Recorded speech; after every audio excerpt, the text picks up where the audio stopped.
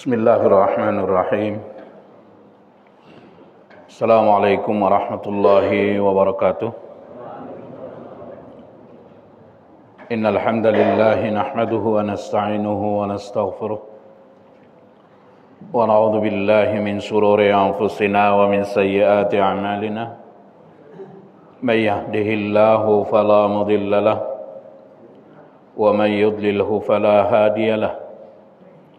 أشهد أن لا إله إلا الله وحده لا شريك له وأشهد أن محمدا عبده ورسوله لا نبي بعد اللهم صل على محمد وعلى آله وأصحابه أجمعين. Kita lanjutkan sedikit lagi tentang istighfar. Pada kajian yang lewat kita sudah pelajari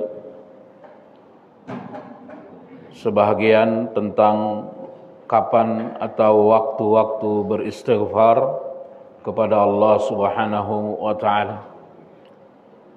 Yang pertama kemarin adalah setiap kali melakukan dosa, baik itu karena melakukan larangan atau karena meninggalkan perintah, baik itu dosa besar maupun itu dosa kecil. Ketika hal itu terjadi, maka beristighfar hukumnya adalah wajib. Beristighfar hukumnya adalah wajib. Yang kedua, waktu beristighfar adalah ketika salat. Salat itu adalah istighfar. Di awal salat istighfar, di tengah-tengah salat istighfar, di akhir salat adalah istighfar. Berikutnya istighfar adalah waktu terbaik adalah ketika sahur, ketika di akhir malam, sekitar setengah jam lagi azan subuh dikumandangkan, maka ibadah terbaik saat itu adalah istighfar. Ibadah terbaik di waktu sahur adalah istighfar. Allah Subhanahu wa taala katakan, "Wa bil asharihum yastaghfirun."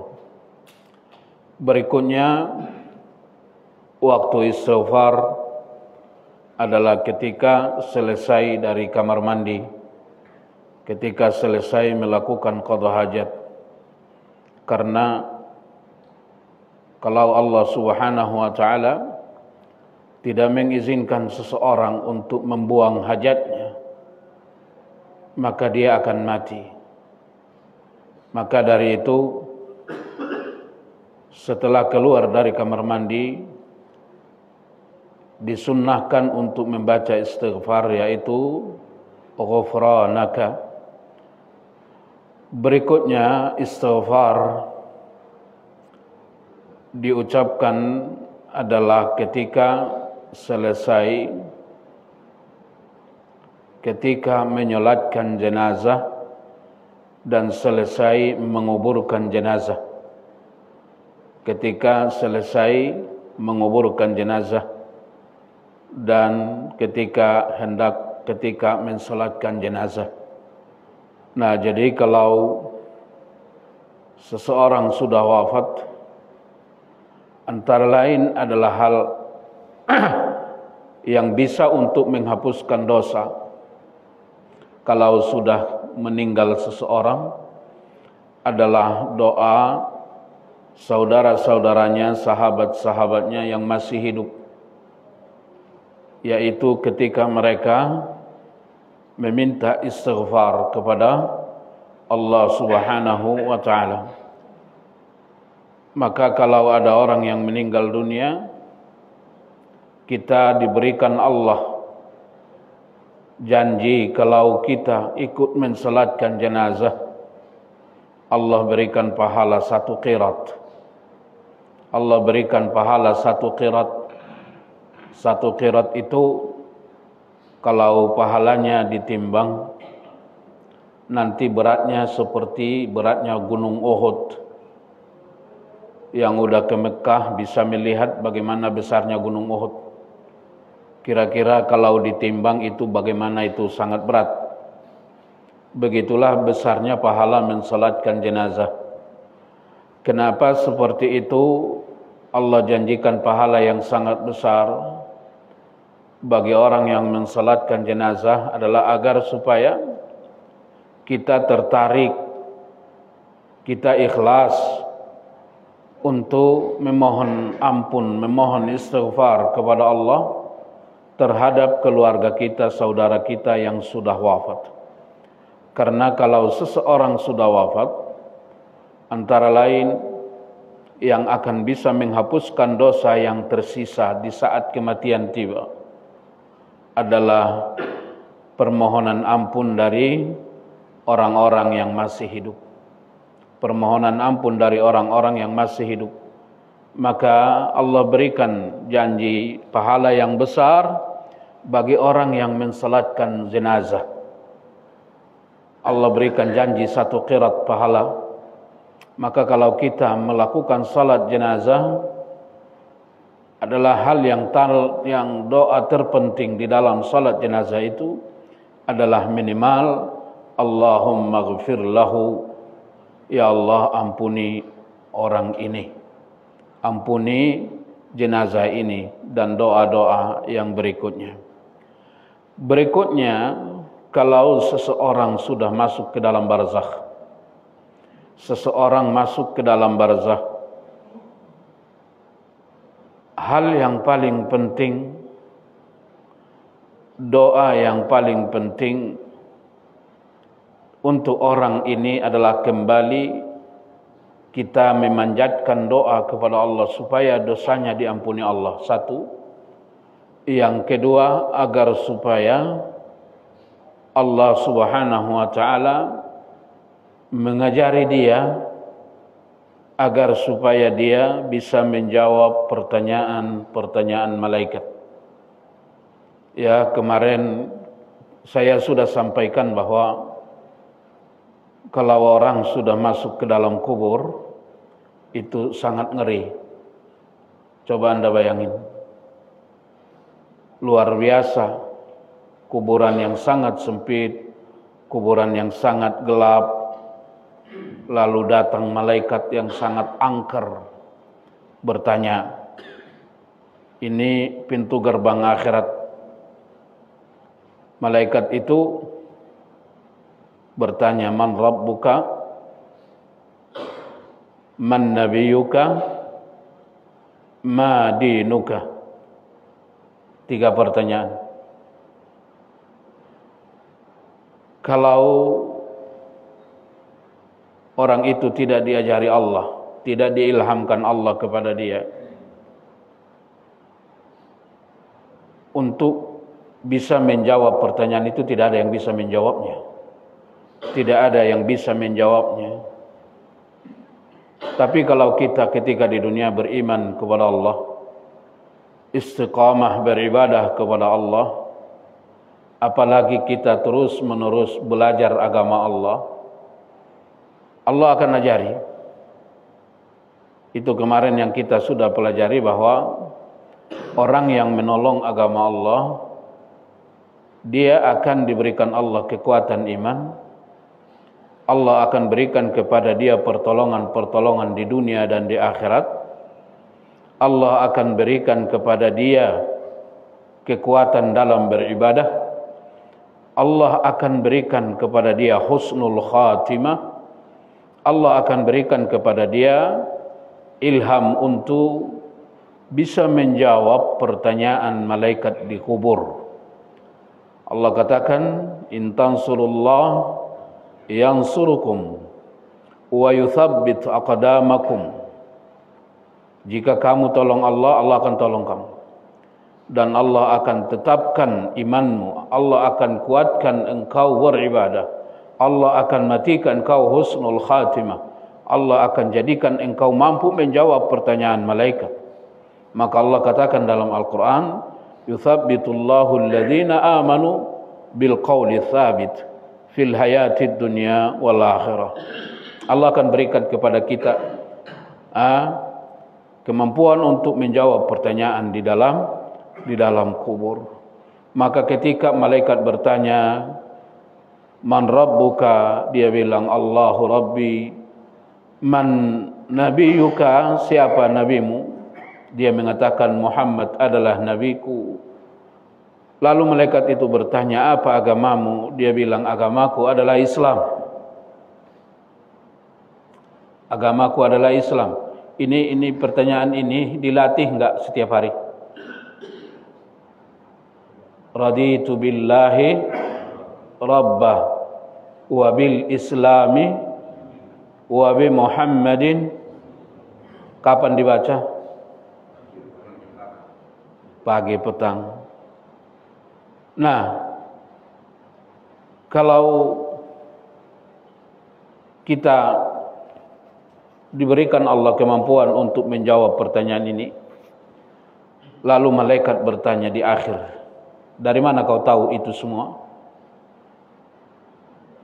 Dari mana kau tahu Tuhanmu adalah Allah? Dari mana kau tahu agamamu adalah Islam? Dari mana kau tahu Muhammad adalah nabimu?" Dia menjawab, "Anzalallahu kitaban qara'tuhu wa tadabbartuhu wa amiltu bihi." Allah turunkan wahyu, Allah turunkan kitab, lalu aku baca. Apa cukup membaca aja? Tidak cukup. Aku pelajari.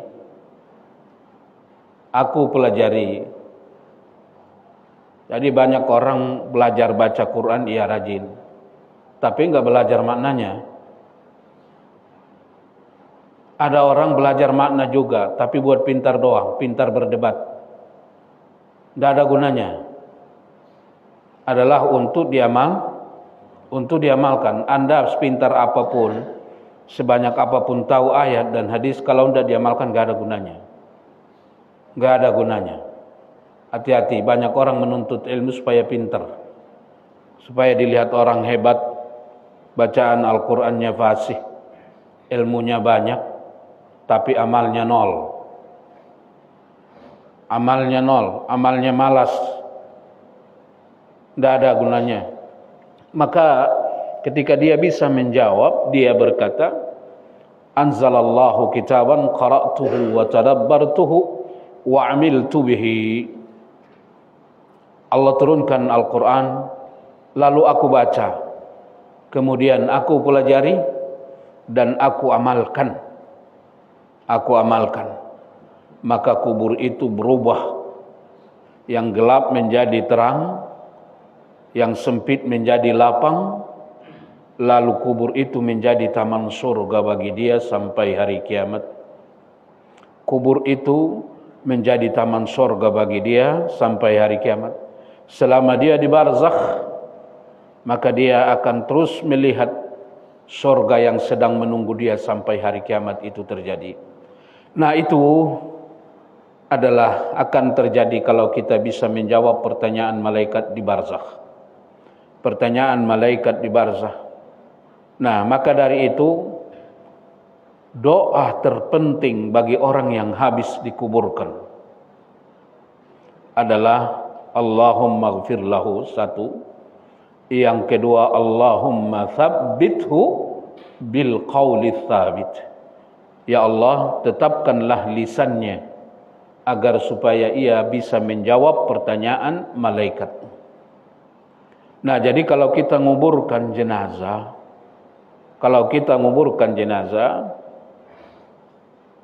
doa ini disunnahkan untuk terus dibaca.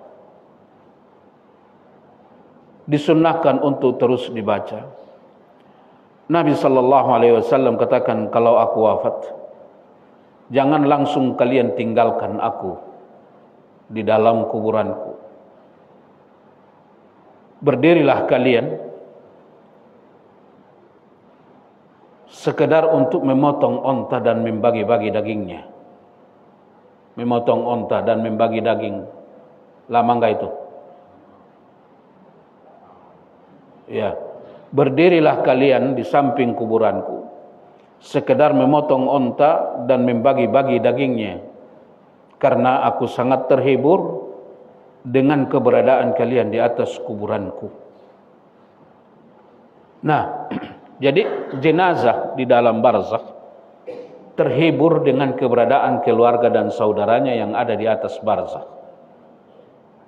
Kalau mereka itu orang beriman, kalau mereka itu orang beriman, maka disunnahkan kalau kita selesai menguburkan jenazah keluarga kita, sahabat kita, disunnahkan untuk tidak terus pulang, tidak langsung pulang.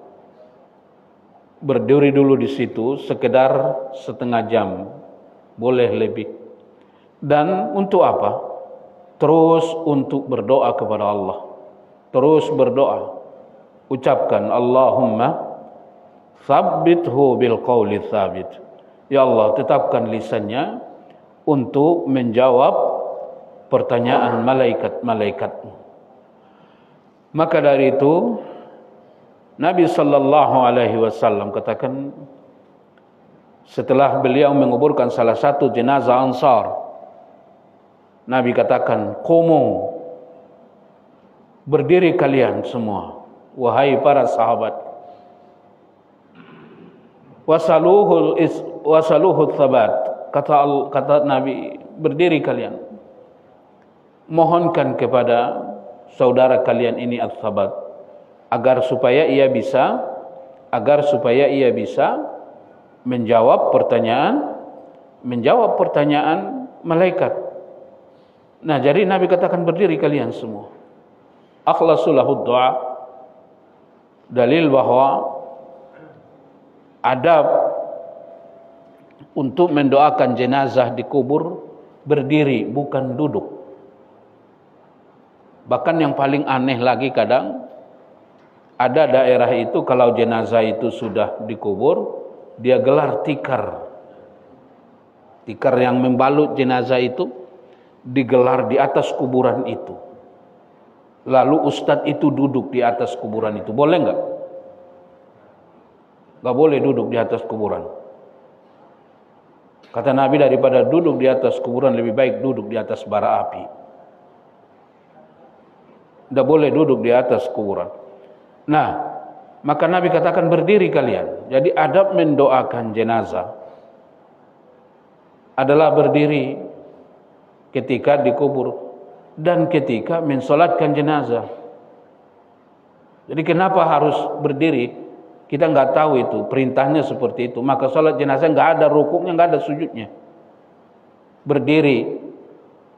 Tapi karena kebiasaan ustadz itu duduk di kuburan, berat bagi mereka merubahnya.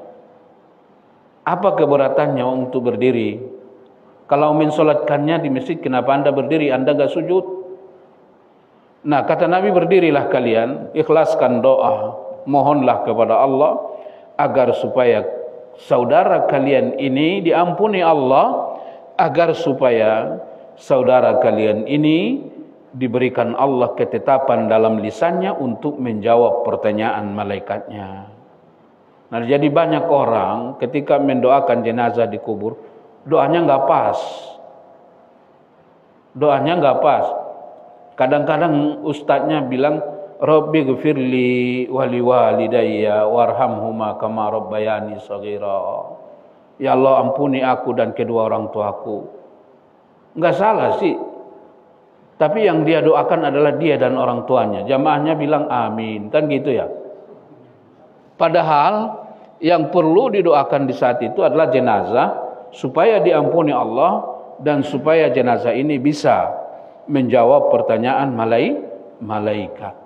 Nah, jemaah sekalian yang insyaallah dirahmati Allah, nah ini adalah kondisi istighfar yang berikutnya. Adalah ketika saudara kita, keluarga kita meninggal dunia, ikutlah mensalatkannya, memintalah kepada Allah agar supaya Allah mengampunkannya dengan syarat, dengan cara melakukan salat jenazah. Lalu kalau dia dibawa ke kubur, ikutlah ke kubur. Anda akan dapat 1 qirat lagi. Anda akan mendapat 1 qirat lagi, jadi 2 qirat. Lalu apa yang harus dilakukan di kubur? Istighfar lagi. untuk supaya kita dikubur, setelah ia dikubur memohon kepada Allah agar supaya dosa-dosanya diampuni Allah, agar supaya dia bisa menjawab pertanyaan malaikat. Nah, inilah waktu istighfar yang berikutnya. Seterusnya waktu istighfar ketika ada di dalam kesulitan yang sangat luar biasa, atau walaupun kesulitannya tidak luar biasa, setiap kali kita ada dalam kesulitan, tidak ada penolong yang paling hebat dari setiap kesulitan selain istighfar. Tidak ada. Maka dari itu ulama kita mengatakan penyelamat dunia hanya ada dua. Kita sudah sampaikan ini. Pertama adalah Nabi. Wa ma kana Allahu mu'adzibahum wa anta fihim. Allah tidak akan mengadab mereka Muhammad selama engkau masih ada di tengah-tengah mereka. Maka nabi-nabi yang dahulu banyak yang umatnya dihukum Allah secara massal, padahal Nabi masih ada di tengah-tengah mereka.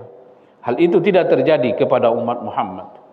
Kenapa? Karena Allah katakan, aku tidak akan azab mereka walaupun mereka meminta diazab Muhammad selama engkau masih ada di tengah-tengah mereka. Maka penyelamat dunia yang pertama adalah Rasul. Yang kedua, penyelamat dunia adalah istighfar.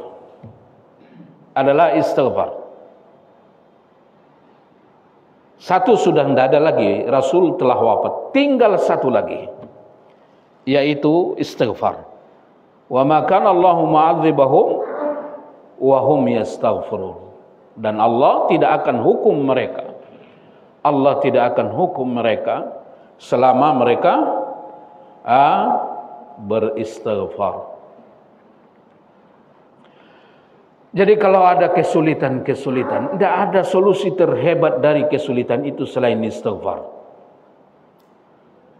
Cuman kalau kesulitannya itu terjadi, jangan istighfarnya sekali doang. Enggak. Kalau orang obat semakin sakit semakin berat, dosisnya harus semakin tinggi enggak? Perlunya dokter itu satu, bisa mengukur dosis obat terhadap penyakit yang ada. Maka kalau kita berobat, kita ditensi darahnya, ditensi gulanya, ditimbang badannya, supaya dokter itu bisa mengukur tensi terhadap penyakit yang kita alami. Kadar obat itu harus sesuai. Itu fungsi dokter. Nah, kalau kita memiliki kesulitan, beristighfarlah terus menerus sampai Anda menemukan solusi dari kesulitan itu, dan Anda akan temukan itu. Karena tidak mungkin Allah, tidak mungkin Rasulullah sallallahu alaihi wasallam berbohong. Tidak mungkin. Nah, maka dari itu Allah Subhanahu wa taala katakan, aku tidak akan azab mereka selama mereka beristighfar. Enggak akan. Kesulitan yang paling sulit yang pernah terjadi di dunia ini antara lain adalah apa yang dialami oleh Nabi Yunus. Nabi Yunus berdakwah di kaumnya suku Nainawa. Nabi Yunus berdakwah, sebagian ulama mengatakan 9 tahun, sebagian ulama mengatakan 10 tahun. Satu pun tidak mau, ada yang mau beriman. Sebagian ulama mengatakan bahwa kaumnya itu jumlahnya adalah ada 1000 orang. Tidak ada yang mau ikut satu pun. Tidak ada yang mau ikut satu pun. Lalu Allah katakan, kata Allah, saya tunggu taubat mereka. Saya tunggu istighfar mereka 3 hari. Kalau mereka tidak beristighfar, aku akan hukum, kata Allah. Aku akan hukum, kata Allah. Lalu pada hari ketiga, Nabi Yunus meninggalkan kaumnya.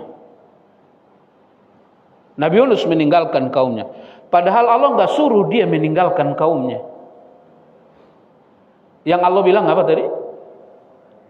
Hari ketiga kalau tidak bertaubat, Allah akan hukum. Nabi Yunus salah paham. Kalau sudah hari ketiga mereka tidak bertaubat, dia boleh meninggalkan kaumnya, maka dia tinggalkan. Padahal bukan itu maksudnya. Bukan itu maksudnya. Seorang nabi, seorang ulama tidak boleh meninggalkan kaumnya dalam kondisi seperti apapun. Tidak boleh. Nah, Nabi Yunus mengira bahwa kalau sudah 3 hari dari waktu yang Allah berikan, dia diizinkan untuk meninggalkan kaumnya. Padahal tidak seperti itu. Allah berikan batas waktu kepada kaum Nainawa untuk 3 hari supaya mereka bertaubat. Kalau mereka tidak bertaubat, mereka tidak ikut kepada apa yang diajak oleh Nabi Nuh agar supaya mereka beribadah kepada Allah, maka Allah akan hukum mereka. Allah akan hukum mereka. Kalau mereka tidak mau beriman dan beribadah kepada Allah. Tapi mereka tidak mau. Pada hari yang ketiga, belum selesai hari yang ketiga, Nabi Yunus meninggalkan mereka. Padahal belum selesai hari yang ketiga. Nabi Yunus pergi ke pantai, dia mau pergi meninggalkan kaumnya. Dia naik kapal laut yang sewanya sangat penuh, muatannya sangat penuh.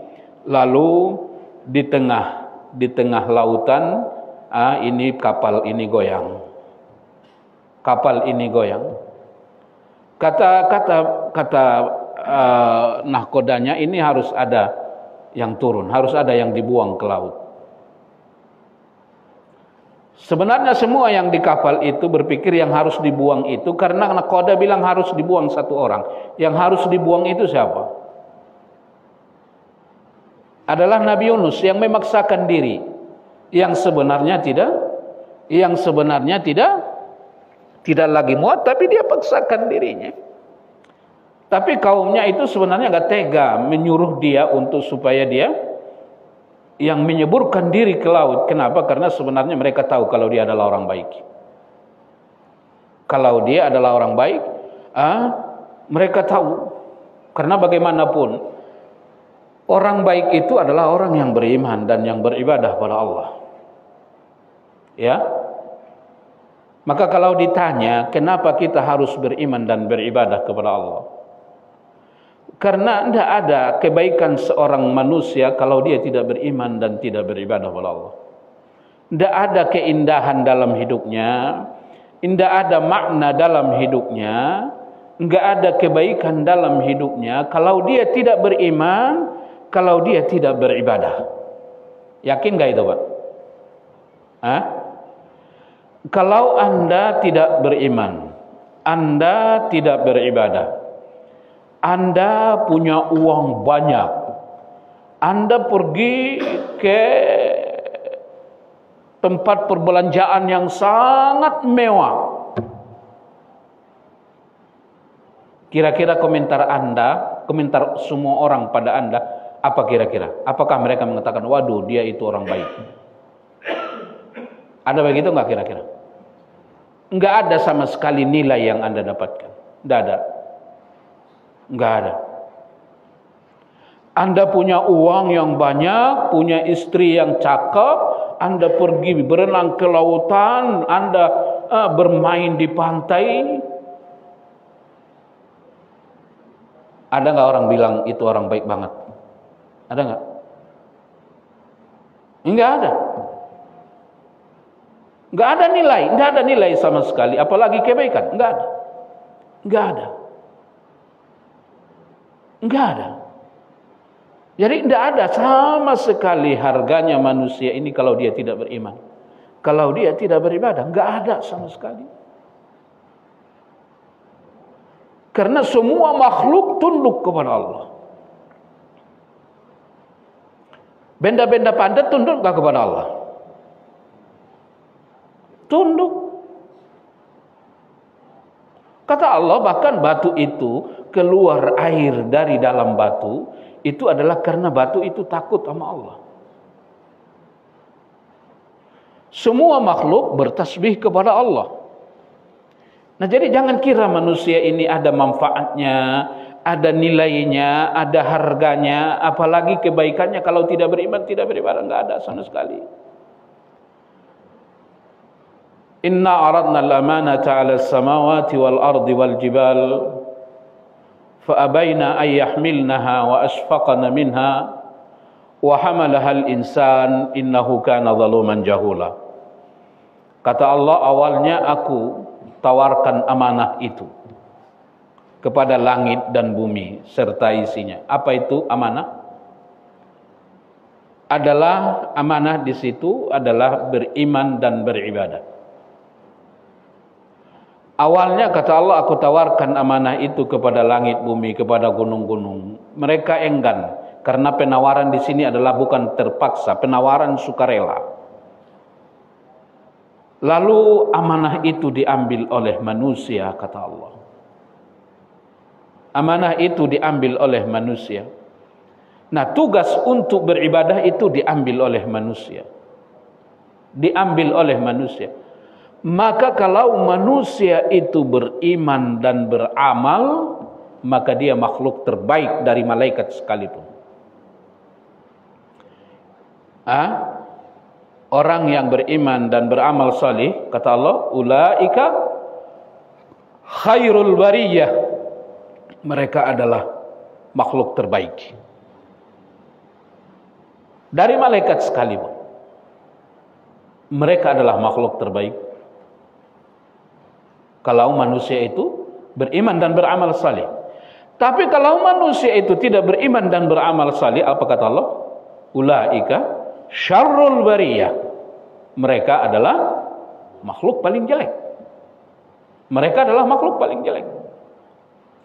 Nah, jadi dari malaikat sekalipun kita lebih baik kalau kita beriman dan beribadah, ya. Manusia itu ada yang namanya hati, ada namanya syahwat.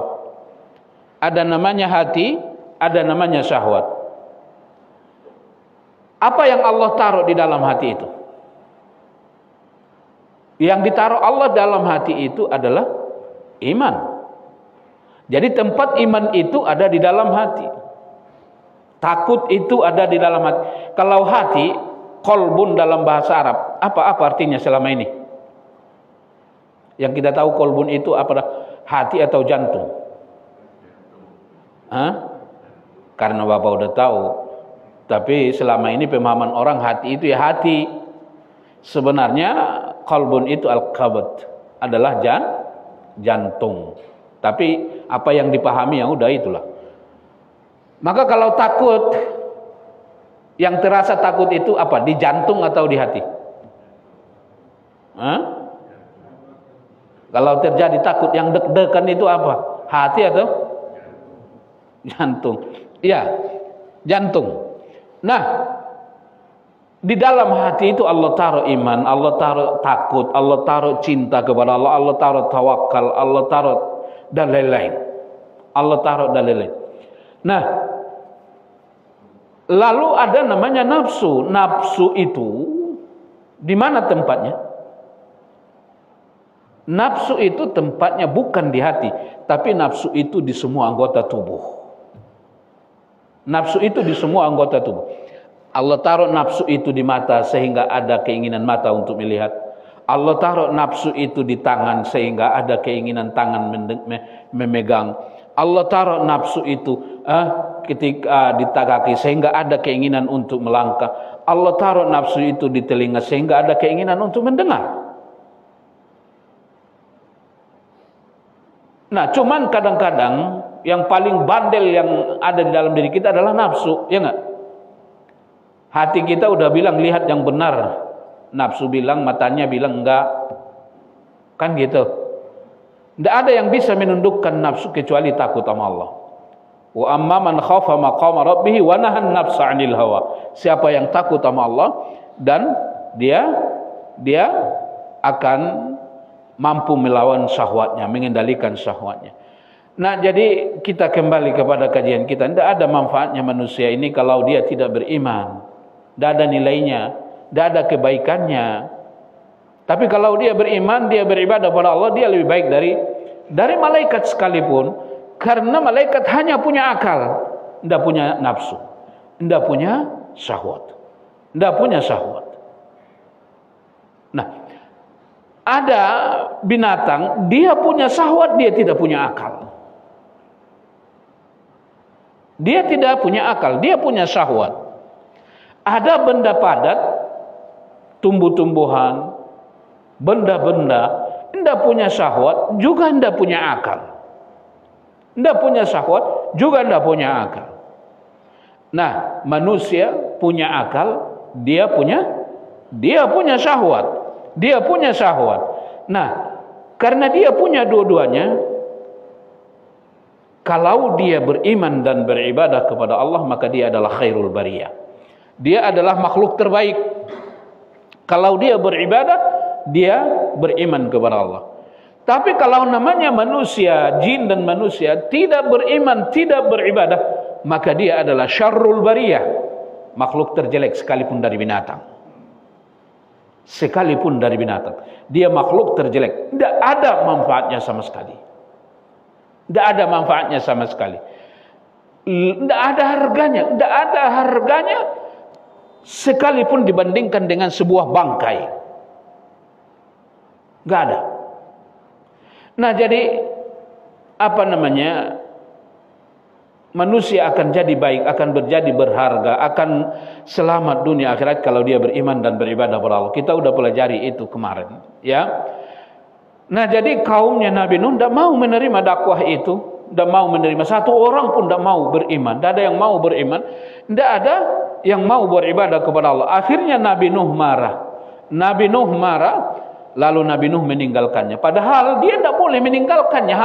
Hanya Allah katakan, aku kasih waktu kaummu bertaubat 3 hari. Kalau mereka tidak bertaubat, aku akan hukum. Aku akan hukum. Kalau mereka tidak mau bertaubat, aku akan hukum, kata Allah. Selama 3 hari, aku tunggu. Nah, setelah masuk hari ketiga, ya, Nabi Yunus pergi tinggalkan mereka. Wa dhanna anna allan naqdir alaihi, kata Allah, dia kira aku enggak marah. Dia kira aku enggak bisa membuat dia sempit, membuat dia terhukum. Dia kira aku enggak menghukum dia karena dia meninggalkan kaumnya. Maka orang yang Allah beri anugerah ilmu, kalau dia tidak berdakwah dengan ikhlas, tidak ada kebaikan hidupnya, tidak ada keselamatannya. Nah, lalu Allah Subhanahu wa taala mendatangkan ancaman, baru ancaman kepada kaum Nabi Yunus. Allah datangkan awan yang sangat gelap. Allah datangkan awan yang sangat gelap sehingga siang kayak malam. Akan datang sebuah hukuman, cuman mereka belum tahu ini hukuman apa yang akan terjadi. Sehingga begitu mereka melihat awan yang sangat gelap ini, semuanya beriman. Tidak satu pun yang tidak beriman. Nah, maka dari itu dakwah itu adalah kasih sayang. Jangan dalam berdakwah marah. Karena Anda enggak tahu akhir daripada dakwah Anda. Anda enggak tahu kapan orang dapat hidayah. Nah, ini kaum sudah takut luar biasa, ancaman azab sudah datang. Awan yang sangat gelap luar biasa. Mereka sudah nangis-nangis, mereka beriman kepada Allah, tapi nabinya udah enggak ada. Lihat, justru nabinya yang dihukum oleh Allah. Nabinya yang dihukum Allah. Dia mengadakan, orang yang ada di kapal itu mengadakan undian, siapa yang kalah harus nyebur ke laut. Akhirnya tetap dia yang harus nyebur ke laut. Dia harus nyebur ke laut, Yunus nyebur ke laut, lalu dia dimakan oleh ikan. Ikan itu masuk ke dasar lautan. Sebagian ulama mengatakan dia ada di perut ikan 3 hari, sebagian ulama mengatakan 40 hari. Allahu a'lam. Ada enggak kesulitan yang sangat luar biasa di atas itu? Dia ada di perut ikan itu. Dia ada di perut ikan itu. Ada di 3 kegelapan, kata Allah. Gelapnya perut ikan, gelapnya dasar lautan, gelapnya malam. Tapi keluar enggak dia dari situ? Keluar nggak Nabi Yunus dari perut ikan itu? Apa yang mengeluarkan dia dari perut ikan itu? Adalah 3 hal, 3 zikir. 3 zikir. Apa yang pertama? La ilaha illa anta. La ilaha illa anta. Tauhid. Subhanak, tasbih. Inni kuntu minadh zalimin, istighfar. Maka kata Nabi, tidak ada hal yang paling hebat mengeluarkan seorang dari kesulitan kecuali zikir ini. La ilaha illa anta subhanak inni kuntu minadh zalimin. Kalau kita ada dalam kesulitan, baca zikir ini terus menerus sampai Anda menemukan jalan keluar. Allah Subhanahu wa taala katakan dalam Al-Qur'an, seandainya Nabi Yunus tidak bertasbih di perut ikan itu, aku akan taruh dia di perut ikan itu sampai hari kiamat. Kenapa yang disebut di situ bertasbih? Dalil bahwa antara lain mahalnya zikir tasbih untuk mengeluarkan orang dari kesulitan. Satu, yang kedua, yang dimaksud tasbih di situ adalah salat. Karena kita sudah pelajari bahwa secara mayoritas bacaan salat itu adalah tasbih. Nah, jadi kata ulama, dia di situ terus berzikir, la ilaha illa anta subhanak inni kuntu minadh zalimin. Dia salat di situ. Maka dari itu Allah katakan wasta'inu bis sabri was salah. Minta tolong kepada Allah dengan sabar dan terus menerus melakukan salat. Nah, lihat apa yang membuat dia keluar. Keluar enggak dia dari perut ikan itu? Keluar. Dia keluar dari perut ikan itu. Dia keluar dari perut ikan itu. Nah, kira-kira gimana itu keadaan badannya itu? Di perut ikan, dimuntahin ikan, gimana kira-kira? Lemas enggak? Hah? Modar nggak kira-kira? Iya. Ikan itu memuntahkan dia ke pantai. Lalu bagaimana dia hidup? Lalu Allah Subhanahu wa taala tumbuhkan sebuah pohon. Langsung Allah tumbuhkan pohon. Pohon itu langsung besar, namanya adalah pohon labu. Adalah labu. Maka Nabi sangat menyukai labu. Nah, jadi ini yang menjadi makanan dia, ini yang menjadi obat dia, pohon labu ini, sehingga ia sehat kembali, lalu dia kembali ke kaumnya, dan kaumnya sudah beriman dan beribadah. Semua, tidak satu pun yang tidak beriman.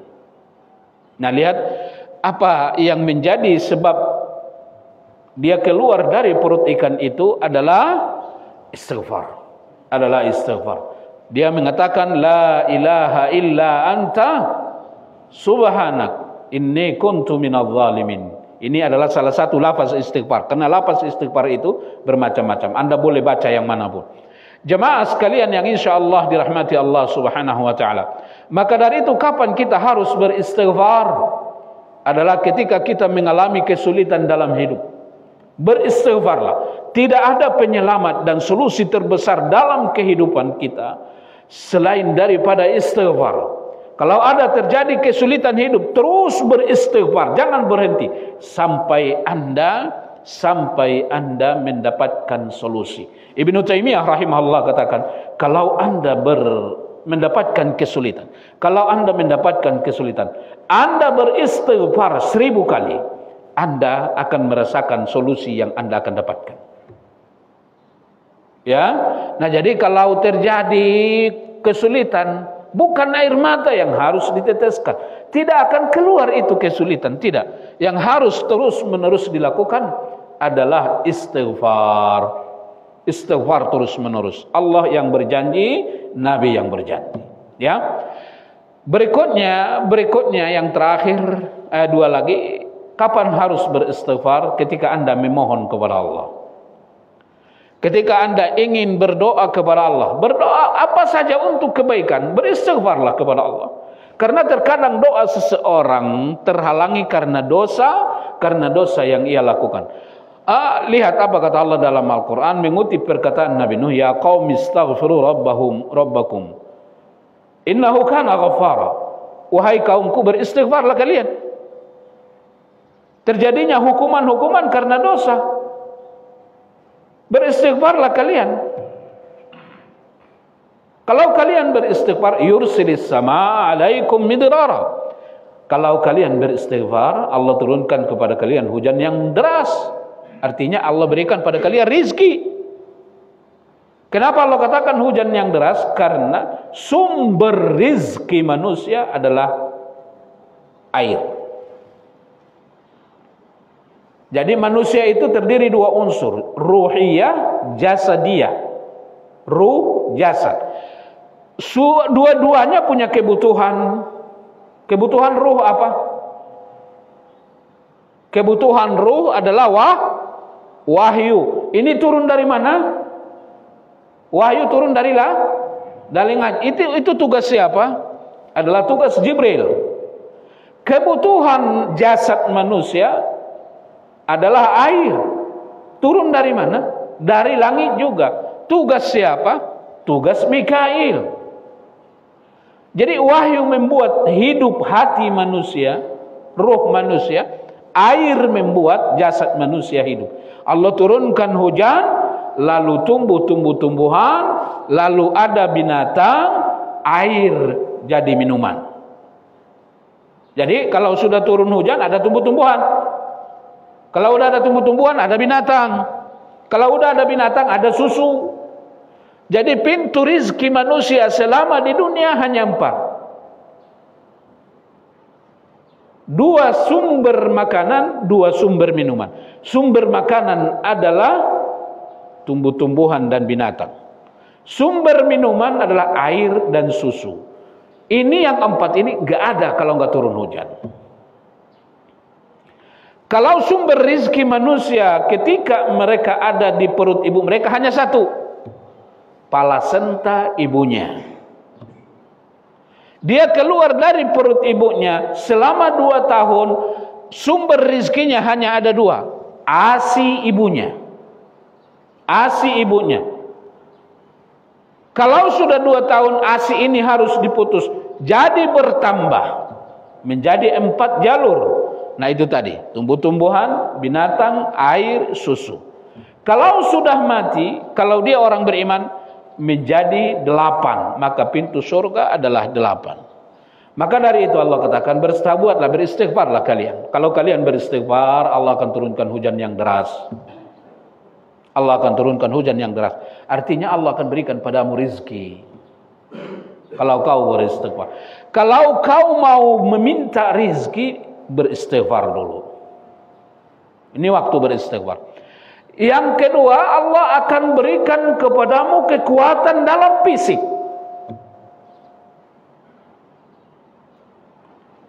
Allah akan berikan kepadamu kekuatan dalam fisik. Jadi, kalau takut sakit, antara lain adalah banyak-banyak beristighfar. Banyak-banyak beristighfar. Allah akan berikan kekuatan fisik. Allah yang katakan itu. Kalau kamu beristighfar, Allah akan berikan pada kamu anak yang banyak. Allah akan berikan kepada kalian harta yang banyak. Allah berikan pada kalian anak yang banyak. Jadi Allah katakan ini, kalau kamu bertaubat, bertaubatlah kalian, kata Allah. Kalau kalian bertaubat, aku kasih rizki yang banyak. Aku berikan kepada kalian hujan yang deras. Aku berikan kepada fisik kalian kekuatan. Aku berikan pada kalian anak yang banyak. Aku berikan pada kalian harta yang banyak. Allah yang bilang itu. Maka ketika Hasan al-Basri ditanya seseorang, ada seseorang datang kepada Hasan al-Basri, dia mengatakan, wahai imam, aku adalah selalu ada dalam kesulitan, gagal panen terus. Apa yang harus aku lakukan wahai imam? Hasan al-Basri mengatakan, bertaubatlah, istaghfirillah, tsumma tubu ilaih, beristighfarlah, bertaubatlah, kata Imam Hasan al-Basri. Datang orang yang kedua. Dia mengatakan, wahai imam, aku sakit terus menerus. Apa yang harus aku lakukan? Kata Hasan al-Basri, istaghfirillah, tsumma tubu ilaih. Datang orang yang ketiga, wahai imam, aku ini Tidak punya anak, udah lama menikah. Kata Hasan Al-Basri, istaghfirillah, thumma tubu ilaih. Lalu ada orang yang datang dengarin jawaban ini. Tadi ada 3 orang datang bertanya 3 persoalan yang berbeda, 3 masalah yang berbeda, tapi jawabannya selalu satu. Engkau katakan istaghfirillah thumma tubu ilaih. Kenapa begitu wahai imam? Kata Imam Hasan Al-Basri, tidakkah engkau mendengar ayat Al-Quran yang mengatakan ya qaum istaghfiru rabbakum sampai akhir.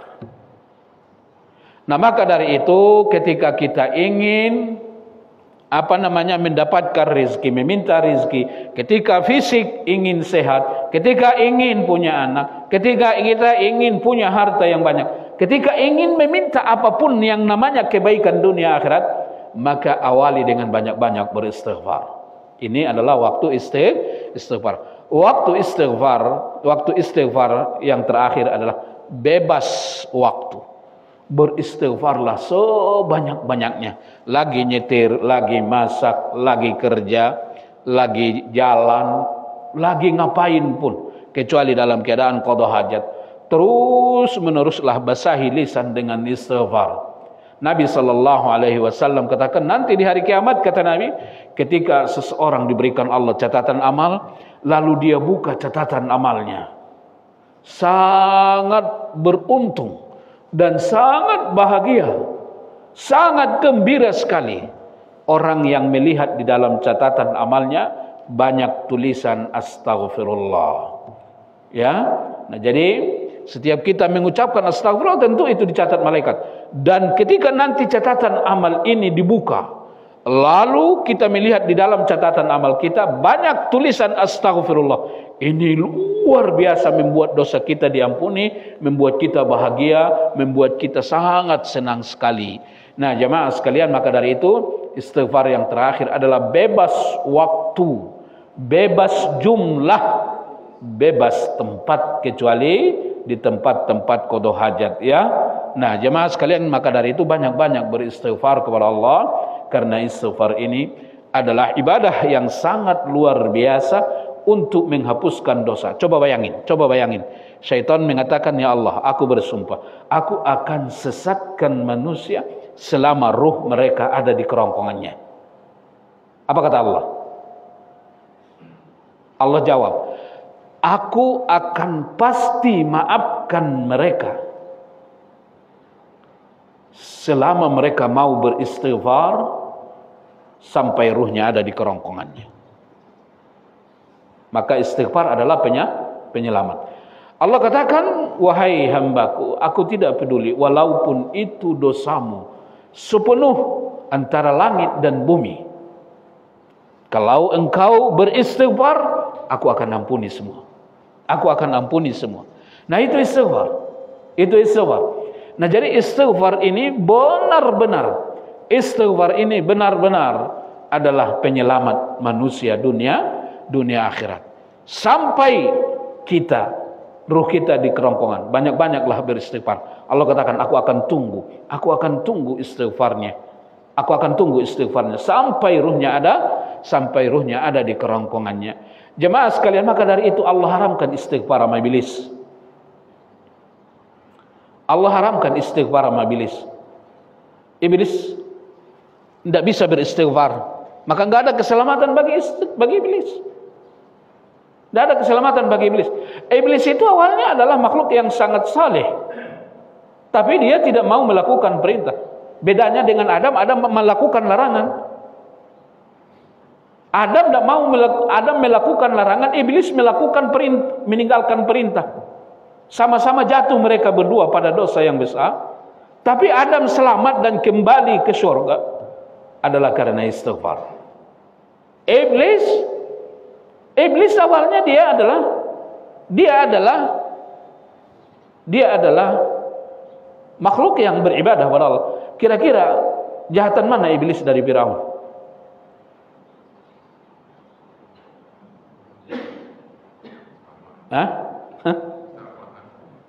Iya, sama-sama penduduk neraka. Tapi kira-kira jahatan mana?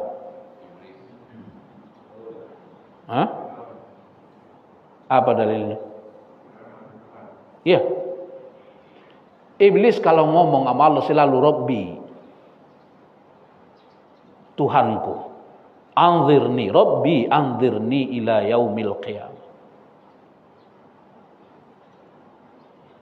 Jadi kalau ada orang ngaku Allah Tuhan tapi tidak beribadah, dia menyekutukan Allah, apa bedanya dengan iblis?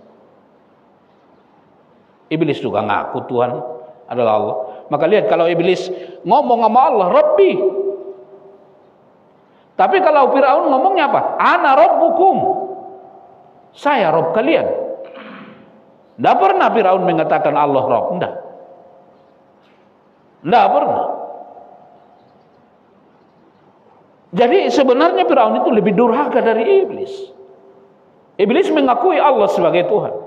Walaupun dia adalah tidak beriman. Tapi lihat, apa yang menyebabkan iblis menjadi makhluk yang sangat durhaka, sehingga tidak ada keselamatan sampai nanti di akhirat? Apa? Adalah karena Allah haramkan iblis untuk beristighfar. Kalau dia beristighfar, Allah ampuni enggak? Allah ampuni enggak? Allah ampuni. Kalau dia beristighfar. Fir'aun kalau beristighfar, Allah ampuni enggak?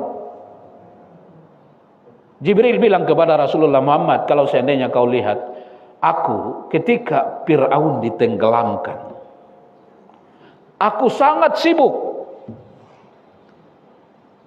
Nabi katakan, apa kesibukanmu saat itu Jibril? Aku sibuk menyumpal mulut Fir'aun dengan lumpur laut itu. Kenapa? Kata Nabi, aku takut kalau dia mengatakan sesuatu zikir yang membuat Allah mengampuni dosanya. Karena tidak ada yang paling aku benci makhluk selain daripada Fir'aun setelah ia mengatakan ana rabbukum, saya adalah Rabb kalian. Iblis saja masih ngomong Allah adalah Rabbnya. Tapi Fir'aun ngomong ana rabbukum, saya Rabb kalian. Tidak ada makhluk yang paling aku benci selain daripada Fir'aun. Maka ketika Allah tenggelamkan dia, aku khawatir banget dia mengucapkan astagfirullah, mengucapkan kalimat tauhid, lalu Allah akan ampuni dosanya. Maka aku sibuk nyumpal mulutnya dengan lumpur laut itu, wahai Muhammad. Nah, itulah hebatnya zikir. Kita basahi lisan kita dengan zikir. Kalau Anda terus berzikir pada Allah, maka Allah berjanji Allah pun tidak lupa kepada Anda. Mudah-mudahan ada manfaat. Ada pertanyaan?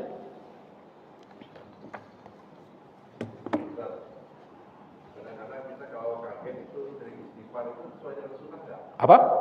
Kalau kaget sekarang istighfar itu sesuai dengan sunnah enggak? Minimal Anda dapat pahala. Kenapa? Karena yang keluar itu adalah kalimat thayyibah. Tapi lebih besaran lagi kalau istighfarnya dihayati, dimaknai, diimani, ya, spontan astagfirullah. Itu berpahala enggak? Ya berpahala, karena keluar kalimat yang baik, keluar ucapan yang baik daripada yang keluar buruk. Biasa orang kalau begitu spontan yang keluar yang buruk. Tapi kalau Anda berzikir dengan banyak-banyak, maka insya Allah yang keluar adalah zikir juga, ya. Bahkan seperti apa orang hidup, seperti itu dia akan mati, ya. Nah, jadi berpahala enggak? Ya berpahala. Saya enggak tahu artinya zikir ini, tapi saya ucapkan aja spontan aja, subhanallah, subhanallah, subhanallah. Itu berpahala enggak? Tetap berpahala. Karena apa? Dia mengucapkan dengan lisannya kalimat-kalimat thayyibah. Kalau dia hayati, nah itu lebih besar lagi pahalanya, ya. Udah, kita tutup dengan kafarah majelis. Subhanakallahumma wa bihamdik, asyhadu an la ilaha illa anta astaghfiruka wa atubu ilaik. Assalamualaikum warahmatullahi wabarakatuh.